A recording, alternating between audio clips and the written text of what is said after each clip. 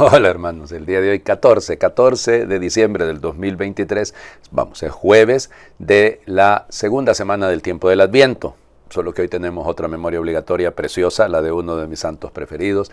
Le debo tanto, le debo tanto a Juan de Yepes Álvarez, San Juan de la Cruz, San Juan de San Matías, pues esos fueron sus nombres, su nombre de pila, su nombre de bautismo fue Juan de Yepes Álvarez, nacido en Fontevieros, en España, pues cerca de Ávila, en 1542, el 24 de junio. De hecho, por eso lo de Juan, ¿no? Porque nació el 24 de junio, el día de San Juan Bautista.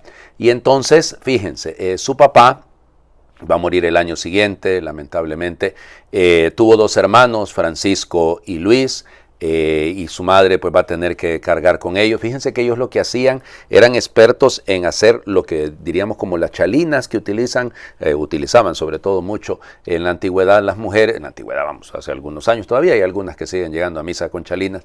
Nada malo en eso, por favor, no hay que volverse más papistas que el Papa. O sea, por favor, no es una cosa, hay que usarlo porque si no es una indignidad. Tampoco, hombre, si no es lo que usted se ponga encima, sino lo que tenga dentro, lo que realmente cuenta. Pero bueno, volvamos. El hermanito va a morir, Luis, porque él era el menor, ¿no? Juan. Y Luis va a morir teniendo 10 años más o menos. Juan tenía como 6 en ese momentito. Parece ser que murió de hambre, de mala alimentación. Y se tuvieron que andar moviendo. La mamá para ayudar también a Francisco. Francisco el mayor pues se casa cuando tiene 18 años, se van a vivir con él a Medina del Campo. Ahí en Medina del Campo entonces logra Juan estudiar en el Colegio de los Niños de la Doctrina.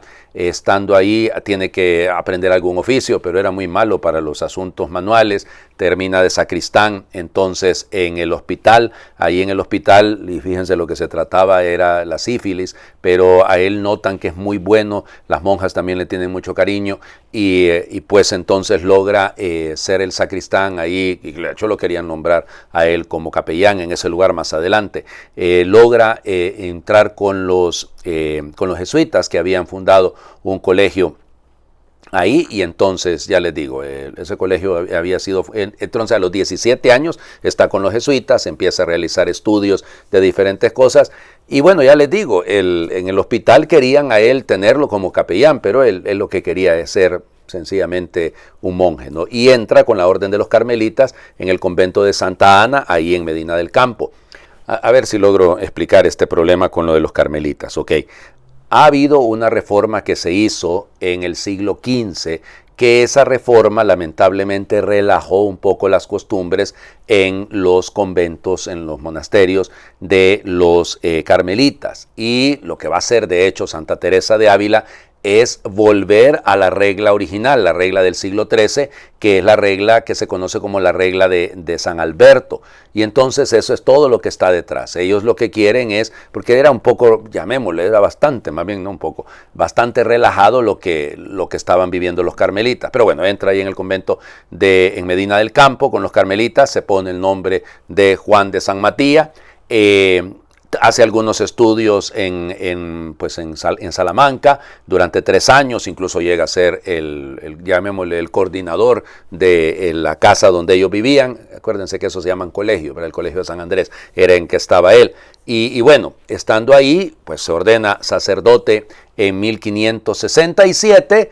Y aquí viene el detalle, ¿no? Porque para 1567 conoce a Santa Teresa, se había ido a Medina del Campo, como le digo, había estado en Salamanca, se va a Medina del Campo. Ahí conoce a Santa Teresa y Santa Teresa pues es la que le empieza a darle forma a la reforma que quería que fuese también para los varones, no solo para las mujeres. Ya para este entonces Teresa ya tiene 2 conventos fundados de las carmelitas descalzas, de las mujeres. Como les digo, o sea, ahí viene el impasse. Cuidado, hay que tener mucho cuidado, porque muchos ponen a Juan de la Cruz como la cabeza de aquella reforma. Realmente, y el que va a ser el general, digamos, el superior de ellos, va a ser Antonio de Jesús, que Antonio de Jesús es el prior carmelita ahí en Medina del Campo. Y junto con Juan van a llevar adelante la reforma, solo que efectivamente Juan va a ser el más carismático, el medio fraile, como le decía Santa Teresa, porque era pequeñito, era bajito, y entonces le decía medio fraile, ¿no? Pero es que ella confiaba en él plenamente, porque realmente lo quería, en los conventos lo quería él como confesor. Y fue su confesor también, el de ella. Bueno, entonces desde 1567 comienza todo el asunto, regresa, sí, a Salamanca a pues continuar los estudios de teología, como les digo, pero ya él ya tenía claro, ¿no? Aquella regla, la de 1247, la que había sido aprobada por el Papa Inocencio IV, es la que había que retomar, y entonces por eso el deseo. En 1568, pues entonces abandona finalmente los estudios y se va a Valladolid. Ahí estando en Valladolid, entonces toma el hábito ya propio de los carmelitas descalzos, deja el hábito de los carmelitas, digamos, de los calzados, y se cambia el nombre. Se cambia el nombre, ahí se pone Juan de la Cruz y empieza el proceso, ¿no? Realmente es una cosa extraordinaria, van fundando, la primera fundación va a ser en Duruelo, ahí se va a llevar adelante, insisto, ahí está Antonio de Jesús y dos frailes más y Juan de la Cruz, ¿no? Eso estoy, insisto, finales de noviembre de 1568, sí, de 1568. Y bueno, y empiezan las fundaciones, empiezan los movimientos. Una de las metas, recuerdo muy claramente, es que querían fundar en Alcalá de Henares. ¿Por qué? Por la universidad, porque Teresa decía, es que hay que meterle cabeza también a los frailecitos, ¿verdad? No se les puede dejar así nomás, sino que hay que ponerles un poquitito de conocimiento. Y entonces por eso se quería fundar. Finalmente se logra fundar ese convento colegio. Ahí les pasa, bueno, tantos lugares, ¿no? Granada, Sevilla, en San Juan del Puerto, o sea, digamos, tanto lugar. Pero vendrá el problema. Vendrá el gran problema porque resulta ser que los carmelitas calzados, bueno, mientras estuvo, no me acuerdo el nombre, discúlpenme, pero evidentemente la cabeza no me da, había un nuncio que los apoyaba a ellos, creo que apellido Nicolo, no, algo así, pero bueno, y cuando cambiaron el nuncio, entonces ya se vino el problema, ya porque el nuevo nuncio sí, se llamaba Filipo Sega, y se puso del lado de los calzados y véngase a perseguir entonces a los descalzos. Juan estuvo prisionero, ¿no? En 1577, y desde ahí, a partir de ahí, 9 meses estuvo preso. Miren, lo trasladaron hasta llevarlo a Toledo, lo metieron en una celda, una cosa horrible. Miren, es que el maltrato que le hicieron, Juan sufrió lo indecible. Hagan de cuenta que se llenó de piojos, o sea, realmente ni siquiera le permitían vaciar yo no sé cómo llamarle, al balde en el que hacía sus necesidades, no le permitían más que un mendruguito de pan y nada, y cuando lo sacaban de la celda, sencillamente era a ofenderlo, a maltratarlo, a recriminarlo. Fíjense que eran tan desgraciados, perdón que lo diga, pero es que yo sé que no puedo ponerme yo a pensar, estamos hablando de la mentalidad del siglo XVI, ¿no? Pero por Dios, hombre, imagínense, lo regañaba el prior por haber dividido la orden, y luego pasaba cada uno de los frailes y le daba un golpe en la espalda con una vara. Yo sé, insisto, estoy utilizando categorías nuestras del siglo XXI, pero realmente es inhumano el trato que le dieron. Finalmente logró escaparse porque le pusieron a un guarda que sí lo cuidó, le abría la puerta, le permitía hacer las cosas un poco, le dio papel y lápiz, y aquí vendrán ya el cántico espiritual, esta fuente, ay Dios mío, mejor no me voy a poner porque me voy a emocionar pensando en los versos de Juan, ¿no? Y ahí empezó a escribir, calculó, utilizó el jergón que tenía donde dormía, ¿no? Y la tela, hizo una cuerda, rompió y se pudo escapar en la víspera de la fiesta de Nuestra Señora. El prior lo había llegado a ver, dicen que cuando lo llegó a ver, él estaba en oración y como no se paró, lo pateó y le dijo que por qué no lo respetaba. Y les estaba yo en oración, disculpe. Y entonces yo sé que mañana es Día de la Virgen, ¿será que me permite celebrar misa? Y aquel casi le dijo que sobre su cuerpo muerto, ¿verdad? Y entonces, pero se escapó. Y entonces logró huir, y bueno, entró al convento de las hermanas, ahí estaba Ana de Jesús, que era la colaboradora de la beata, ¿no? De Santa Teresa, logró escaparse, y bueno, finalmente ya se va a lograr que el Papa lo que haga es sencillamente hacer una doble división, y para que así la orden deje de estar sufriendo esa persecución. Realmente me puedo aquí pasar un buen rato contándoles todo lo que sufrió también, porque al final de sus días, olvídense, cuando ya lo llevaron a Úbeda, enfermo, resulta que, y ya estamos hablando de un convento que era de los carmelitas descalzos, ¿no? Y él estuvo de prior, estuvo de maestro de novicios en varios lugares. Ya saben, Teresa muere en 1582, pero él continúa la obra adelante, y el tema es que cuando está en Úbeda está muy mal, muy enfermo, le salen varios tumores, y el prior, él, Juan, lo había recriminado en su momento cuando era joven, y entonces le había llamado la atención, y eso no se lo perdonó. Y entonces lo maltrataba, ustedes no tienen idea. Es que ya les digo, los últimos días de Juan fueron muy, muy duros, porque realmente fue maltratadísimo ahí en Úbeda. Y al punto que no sé quién fue que logró avisarle a Antonio de Jesús, el superior de la orden, y él tuvo que ir, se vino desde Granada, llegó a Úbeda, y entonces les dijo, pero ¿qué es esta barbaridad? ¿Cómo lo estarán maltratando a él? Y finalmente ya él pudo morir, llamémosle en paz. Hasta llegó el prior a pedirle disculpas diciendo, eso es lo que dice la biografía, y es cierto, lo he leído yo 3 veces en diferentes libros, que llegó a pedirle disculpas diciendo que era por la estrechez económica del convento. No, la verdad es que sencillamente había un maltrato. Va a morir en la noche del 14 de diciembre de 1591, dijo que sus últimas palabras, dijo, hoy voy a cantar maitines en el cielo.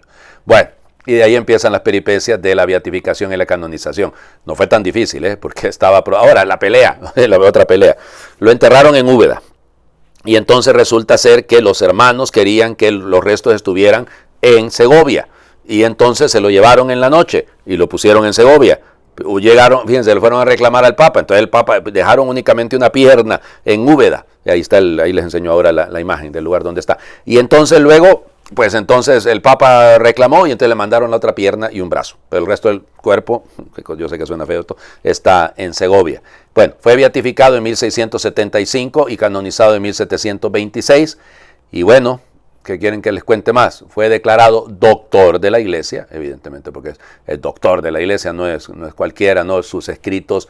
Yo les digo, es que cuando yo estuve bastante enfermo en el seminario mis últimos meses, entonces a lo que me dediqué fue a leer los escritos de él, y por eso me sirvió grandemente. Entonces, repito, fíjense, originalmente la fiesta era el 24 de noviembre, ahí se había colocado, no dije cuándo fue declarado doctor de la Iglesia, ahora fue en 1926. Bueno, el Papa Pío XI lo declaró doctor de la Iglesia. En fin, con la reforma de Pablo VI, la del 69, entonces se puso ya la fecha en el lugar en el que él murió. Ya se fijaron ustedes cuánto tiempo hablé de Juan, ¿verdad? 1000 disculpas, pero es uno de mis santos preferidos. Vamos. Isaías, capítulo 41, versículos del 13 al 20. Yo, el Señor, te tengo asido por la diestra, y yo mismo soy el que te ayuda. No temas, gusanito de Jacob, descendiente de Israel, que soy yo, dice el Señor, el que te ayuda. Tu Redentor es el Dios de Israel. Mira, te he convertido en rastrillo nuevo de dientes dobles. Triturarás y pulverizarás los montes, convertirás en paja menuda las colinas, las aventarás y se irán con el viento, y el torbellino las dispersará. Tú, en cambio, te regocijarás en el Señor, te gloriarás en el Dios de Israel. Los miserables y los pobres buscan agua, pero es en vano.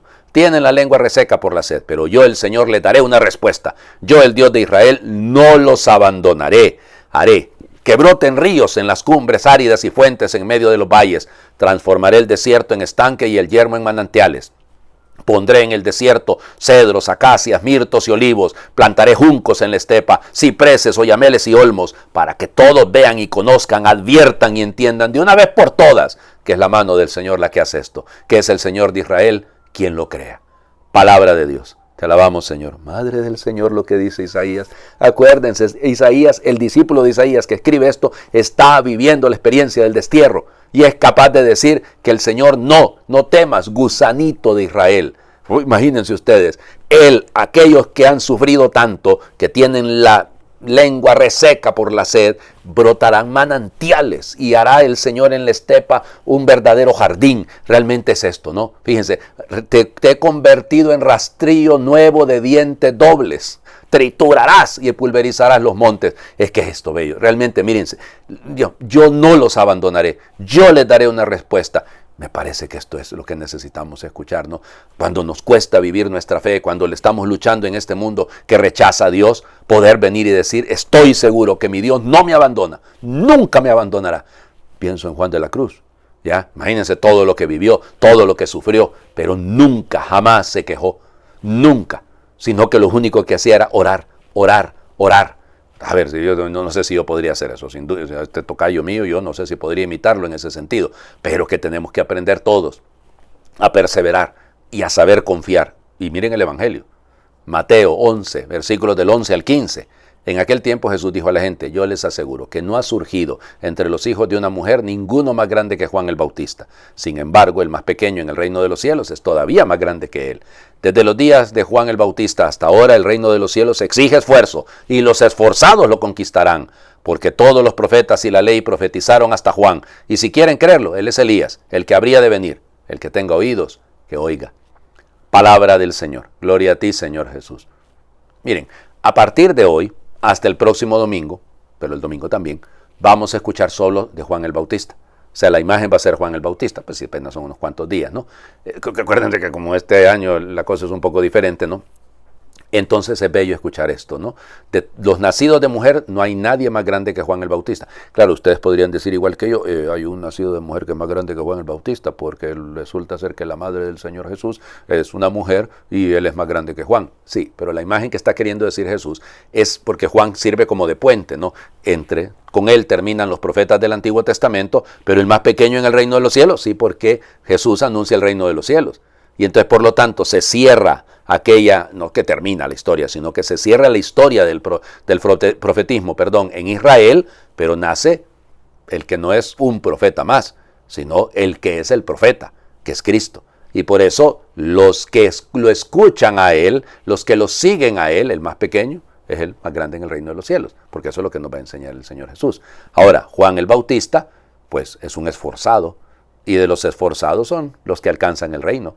Pues los que no se sacrifican, los que no están dispuestos a luchar, a primero controlarse a sí mismo en el dominio de sí, diríamos pensando en los frutos del Espíritu Santo. Si no tenemos dominio de nosotros mismos, si no somos capaces de ponerle empeño realmente y ganas al trabajo de nuestra fe, pues no la vamos a lograr conquistar. Les invito a hacer oración, inspirada en Juan de la Cruz. Concédeme, oh Cristo, un constante deseo de imitarte en todas mis acciones. Ilumina mi espíritu para que, contemplando tu ejemplo, aprenda a vivir como tú has vivido. Ayúdame, Señor, a renunciar a todo lo que no es plenamente a honor y gloria de Dios. Y esto por amor tuyo, Jesús, que en la vida querías hacer en todo la voluntad del Padre. Oh Señor, haz que yo te sirva con amor puro y entero, sin esperar en cambio éxitos o felicidad. Que yo te sirva y te ame, oh Jesús, sin ningún otro propósito que tu honor y tu gloria. Amén. Señor esté con ustedes y les bendiga a Dios por intercesión de San Juan de la Cruz, el que es Padre, Hijo y Espíritu Santo, y su bendición descienda, les acompañe siempre. Muy feliz jueves. Oigan, es jueves. Qué bonito irse a poner allá delante de la Eucaristía. Se pueden llevar los versos, oigan, del cántico espiritual de Juan, y ustedes los leen delante de Jesús Eucaristía. Les aseguro que les va a hacer muchísimo bien. Feliz jueves para todos.